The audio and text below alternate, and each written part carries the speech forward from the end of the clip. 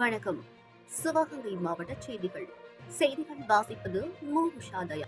காரைக்குடி அருகே மானகிரியில் போக்குவரத்து தொழிலாளர் முன்னேற்ற சங்கத்தின் அவசர பொதுக்குழு கூட்டம் நடைபெற்றது. கூட்டத்தில் 500க்கும் மேற்பட்ட 11 மண்டலங்களைச் சேர்ந்த ஊழியர்கள் கலந்து கொண்டனர். காரைக்குடி அருள்மிகு ஸ்ரீ கொப்புடைய நாயகி அம்மனுக்கு காரைக்குடி புஷ்ப வியாபாரி சங்கத்தினரால் நடத்தப்பட்ட 58ஆம் ஆண்டு விழா நடைபெற்றது.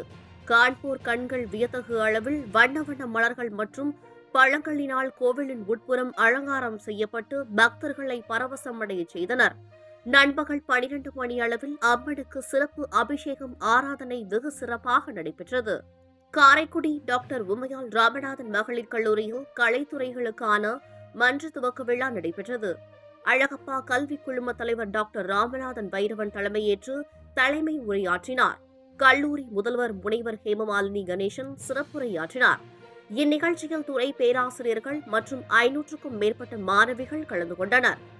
பெரும் தலைவர் காமராஜரை பற்றி அவதூறு பேசிய திருச்சி நாடாளுமன்ற உறுப்பினர் திருச்சி என் சிவாவை கண்டித்து கள்ளலில் நாடார் கூட்டமைப்பின் சார்பாக மாபெரும் கண்டன ஆர்ப்பாட்டம் நடைபெற்றது. விழாவில் தமிழக நாடார் கூட்டமைப்பின் தலைவர் மாயன் ரமேஷ் தலைமையேற்று கண்டன உரையாற்றினார். செய்திகளின் தொகுப்புகளை காலை 8 மணி செய்திகளில் அறிந்து கொள்ள தொடர்ந்து இணைப்பில் இணைந்திருங்கள். டைம்ஸ் ஆஃப் திருப்பத்தூர் சேனலை சப்ஸ்கிரைப் மற்றும் ஃபாலோ செய்து கொள்ளவும்.